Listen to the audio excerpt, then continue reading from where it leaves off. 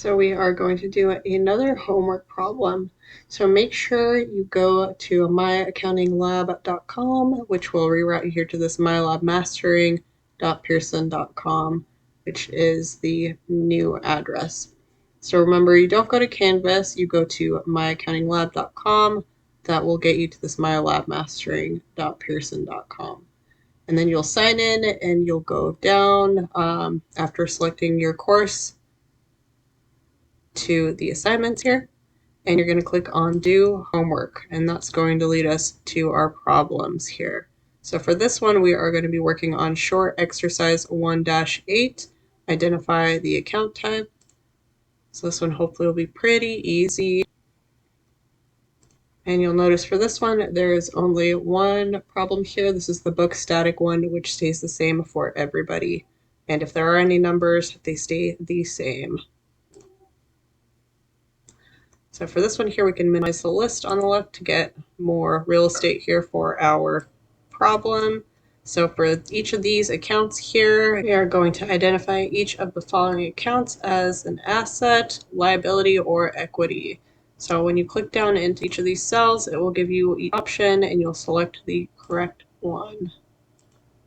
And another helpful tip is at this gear icon here in the settings on the right upper corner, you can print this problem if you want to check things off or make notes on them. So then we're going to go to our problem now, and we're going to start with A.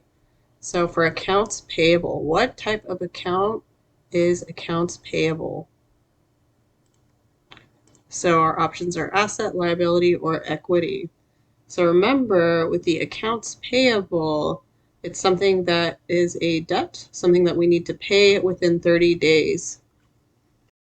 So that is a liability. And then we have B, cash. So what type of account is cash?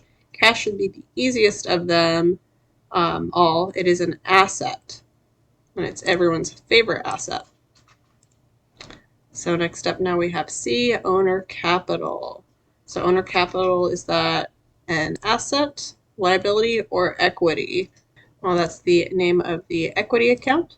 So then now we have D for accounts receivable. What type of account is accounts receivable?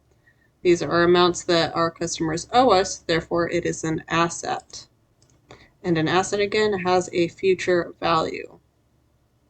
So next on our list we have E, rent expense. So an expense is not an asset, it's not a liability, but it's part of equity. In other words, rent expense is one of the three things that affect equity. So remember, the three things that affect equity are expenses, revenues, and then draws. And since we're already talking about it, how does rent expense affect equity? Does it make equity go up or go down? It makes equity go down. But that's beyond this homework exercise, so it affects equity. So next up we have F, service revenue. So with service revenue, we just talked about the equity account.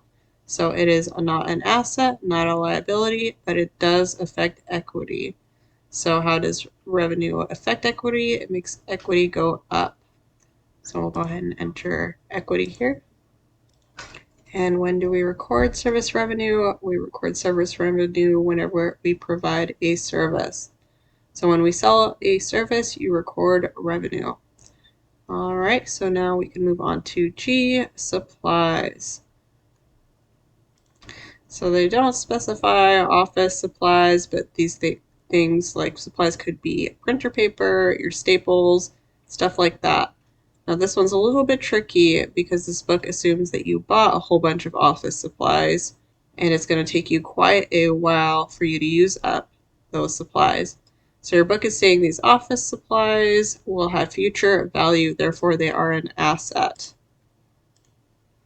However, later on in chapter 3, we'll find out that as we use the supplies, we will increase the supply expense account, but that's beyond this chapter. So next up we have H, owner withdrawals. So is that an asset, liability, or part of equity? It is part of equity. And how does it affect equity? It makes equity go down. So then we have land.